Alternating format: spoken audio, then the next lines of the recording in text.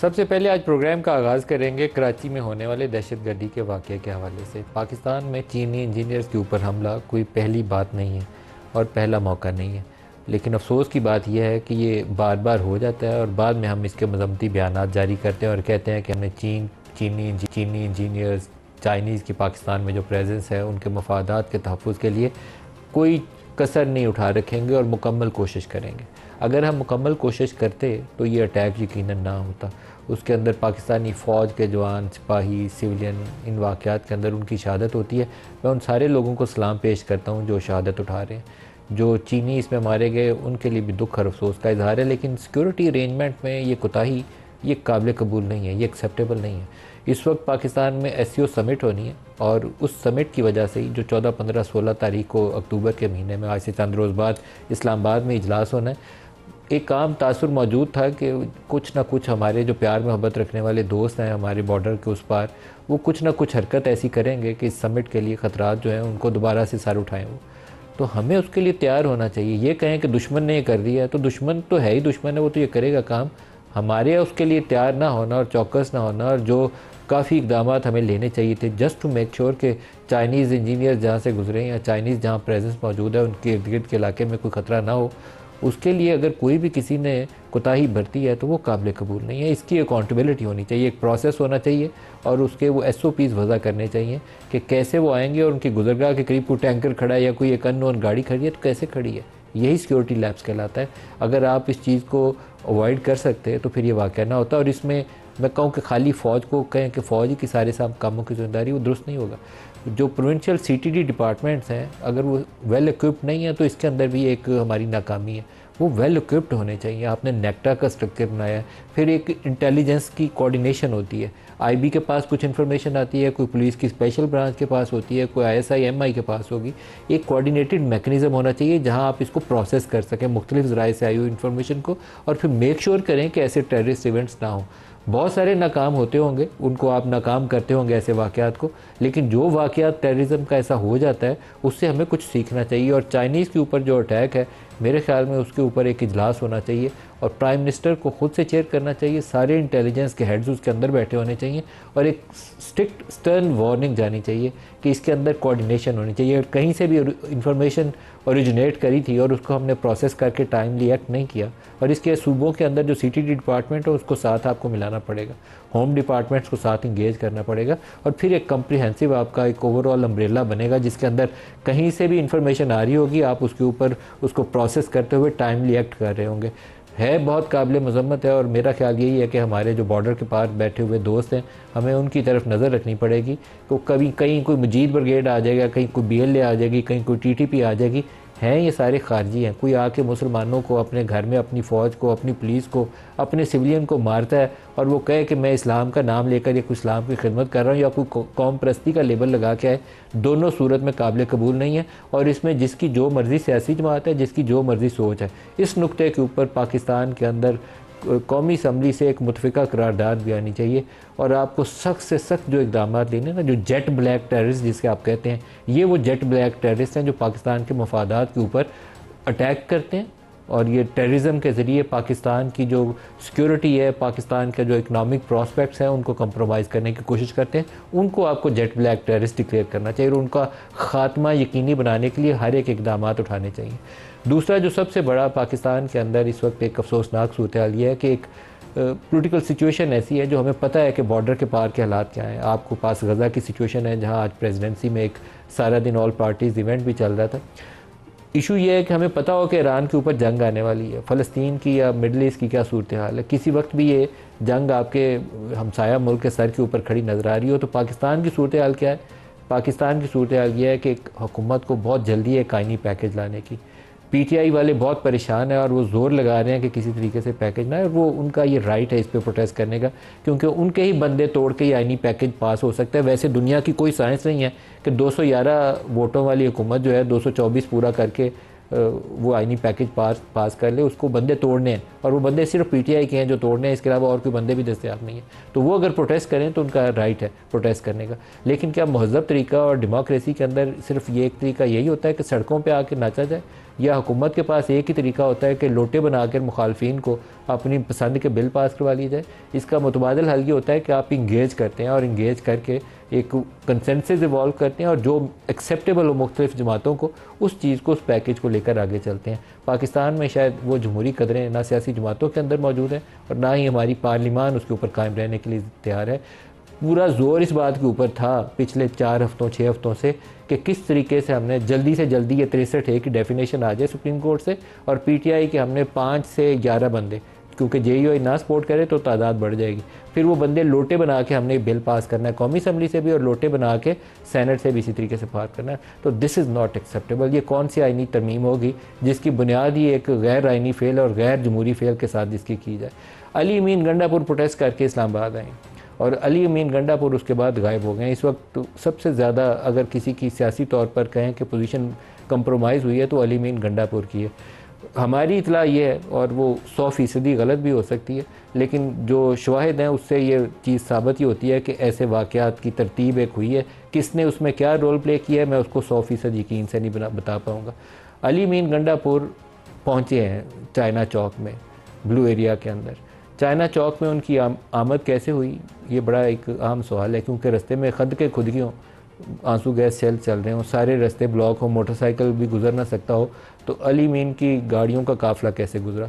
हमारी जो मुख्तलिफ रिपोर्टर्स की और हमारी अंडरस्टैंडिंग ये है कि ये अली अमीन गंडापुर की आमद ब्लू एरिया में, और क्योंकि पहले 2 मौके के ऊपर कभी बुरहान से वापस हुए, कभी कहीं और से वापस हुए, उसके बाद उनकी KP हाउस रवानगी और KP हाउस में डिसअपेरेंस उनकी पहले भी हुई थी 8 घंटे की, और वो भी मिस्टीरियस। और ये वाली जो डिसअपेरेंस थी ये भी दोबारा मिस्टीरियस। उसमें किसका क्या रोल था ये बहुत कभी यकीन के साथ मैं आपको नहीं बता पाऊँगा, लेकिन इसी अरसे में जब अली अमीन गंडापुर गायब थे, एक बड़ी जो डेवलपमेंट जो 100% यकीन के साथ मैं आपको बता सकता हूँ कि पाकिस्तान पीपल्स पार्टी से नवीद कमर साहब ने उसी अरसे में पाकिस्तान तहरीके इंसाफ के 2 आला अहदेदारों, जिसमें एक तो असद कैसर साहब हैं और दूसरे आई थिंक बैरिस्टर गौहर हैं, इन दोनों से टेलीफोन करके रब्ता कायम किया और इनको आइनी पैकेज के ऊपर एतमाद में लेने की कोशिश की। और इनका जवाब ये था PTI की जानिब से, जो इमरान की पोजीशन है, इन्होंने उसको एक्सप्लेन किया कि हम नहीं चाहते कि मौजूदा चीफ जस्टिस सुप्रीम कोर्ट जो हैं, आप इनको 3 साल की एक्सटेंशन देकर एक आइनी अदालत का सरबराह लगा दें। ये PTI को और इमरान खान को एक्सेप्टेबल नहीं है। दूसरा जो आर्टिकल 8 और आर्टिकल 9 और ये फंडामेंटल राइट्स में तब्दीलियाँ करके 9 मई को मिलिट्री कोर्ट्स के अंदर ले जाने की तैयारी थी, उसके ऊपर उन्होंने अपने तहफ़्फ़ुज़ात का इजहार किया। जो हमारी इतला है अभी तक इसके ऊपर, जब तक क्योंकि मसवदा देख ना लें कि नया मसवदा है क्या, कुछ कहना मुश्किल है क्योंकि मसवदा भी रोज़ नया बदल रहा है। हमारी इतला ये है कि पीपल्स पार्टी की जानिब से यकीन दिलाया गया PTI को, असद कैसर को और शायद दूसरे शख्स जो बैरिस्टर गौहर हैं उनको, कि 8 जो आर्टिकल 8 है फंडामेंटल राइट्स का मामला या मिलिट्री कोर्ट्स का मामला, हम उसको नहीं छेड़ेंगे। आइनी पैकेज के अंदर वो आइनी अदालत जो फेडरल कॉन्स्टिट्यूशनल कोर्ट है उसको बरकरार रखना चाहते हैं, लेकिन शायद इसकी सूरत ये होगी कि ये SCO समिट गुजर जाए तो इसके ऊपर पेशरफ्त होगी। यहाँ तक मैं आपको बता सकता हूँ कि ये आपस में पैगाम रिसानी हुई है, लेकिन इसमें अली अमीन किससे इंगेज कर रहे थे ये शायद अभी इंफॉर्मेशन के लिए हमें 100% यकीन के साथ आपको बताने के लिए कुछ अर्सा इंतज़ार करना पड़ेगा। लेकिन ये एक बड़ी पेशरफ्त थी, जब सारे अली अमीन को ढूंढ रहे थे तो उसी वक्त ये नवीद कमर का पैगाम जो था ये PTI की क़यादत को गया, जो एक ब्रॉडर अंडरस्टैंडिंग का पेशगमा भी हो सकता है। जो आज प्रोग्राम रुका है, आज़मा बुखारी साहब हैं वज़ीर इत्तलाआत पंजाब हमारे साथ, बैरिस्टर उमैर नियाज़ी साहब हैं पाकिस्तान तहरीक इंसाफ से हमारे साथ, और मरूफ़ जर्नलिस्ट सीनियर जर्नलिस्ट माजिद निज़ामी साहब हमारे साथ हैं। सबको प्रोग्राम में खुशामदीद कहता हूँ। आज़मा बीबी, सबसे पहले आपसे आगाज़ करूँगा। अली अमीन गंडापुर की गुमशुदगी आप इसको कैसे देखती हैं? और एक चीज़ के ऊपर मुझे अफसोस है, शायद मोहसिन नकवी साहब ये काम ना करते तो उनकी इज़्ज़त ज़्यादा होती। KP हाउस के दरवाजे नहीं तोड़ने चाहिए थे, जैसे कोई पंजाब हाउस के दरवाजे तोड़े, सिंध हाउस के दरवाजे तोड़े तो मुझे बहुत अफसोस होगा। बलूचिस्तान हाउस में पुलिस जाके इस्लामाबाद की या पंजाब की कोई धिंगा मुश्ती करे तो मैं उसकी मज़म्मत करूँगा। इसी तरीके से KP हाउस के अंदर पुलिस नहीं घुसनी चाहिए थी। ये गलत काम किया नकवी साहब ने और आपकी हुकूमत ने। आज़मा बीबी।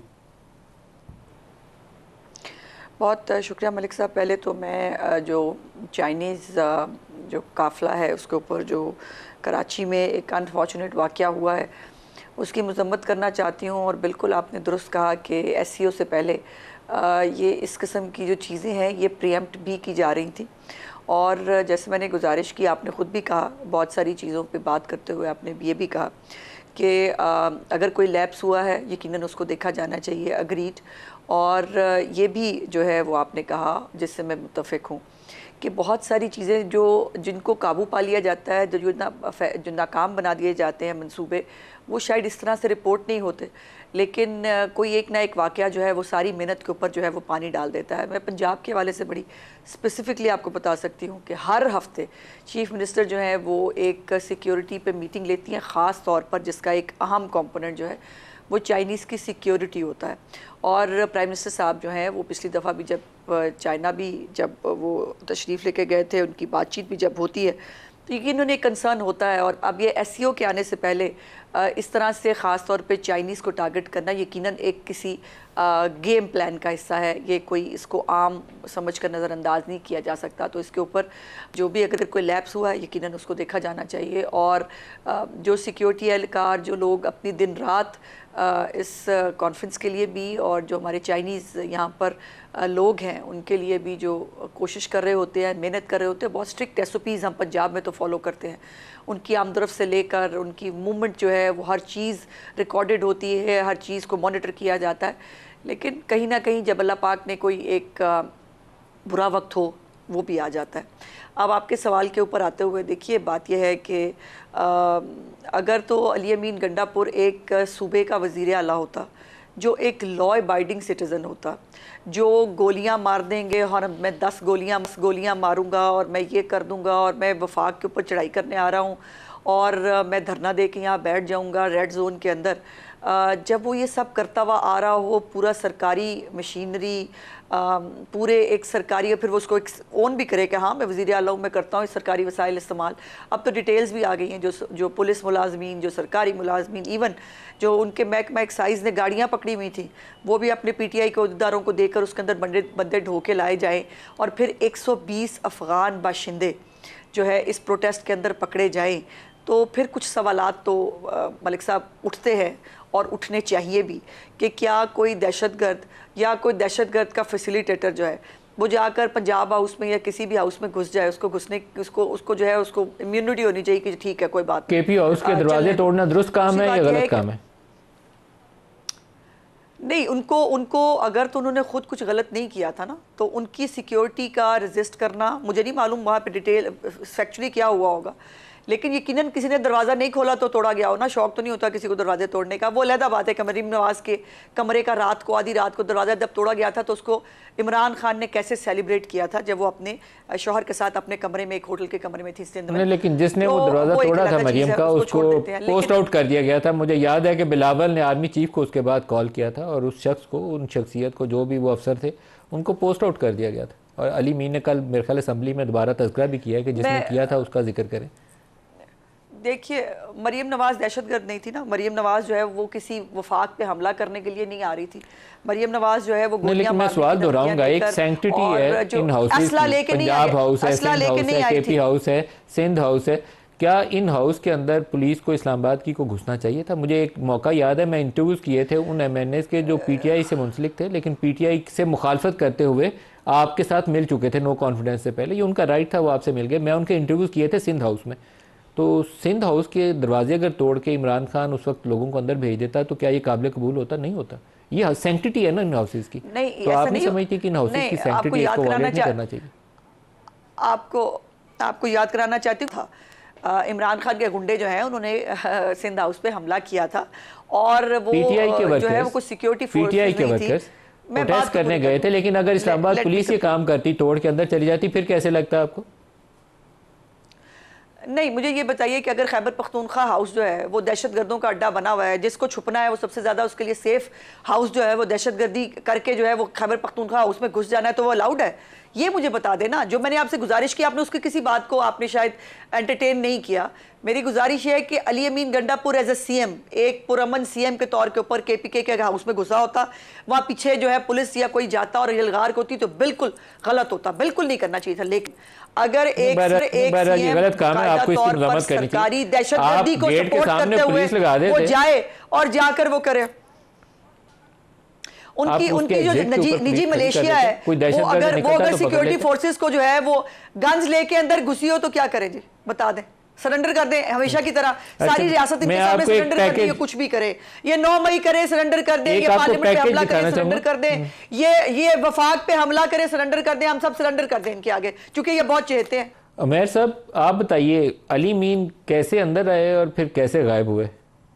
अच्छा, ये तो आप बड़ा मुश्किल सवाल पूछ रहे हैं कि मैं उनके साथ तो नहीं था, मगर देखें रीडिंग बिटवीन द लाइन जिस आपने शो किया है, देखें चाइना चौक तक वो आए, सब ने देखा, और आना किस लिए था, क्योंकि उनकी एक पॉलिटिकल कंपल्शन थी कि उन्हें लीडर इमरान खान ने कहा था कि आपने डी चौक पहुंचना है, चाहे उसमें जितने दिन लगे।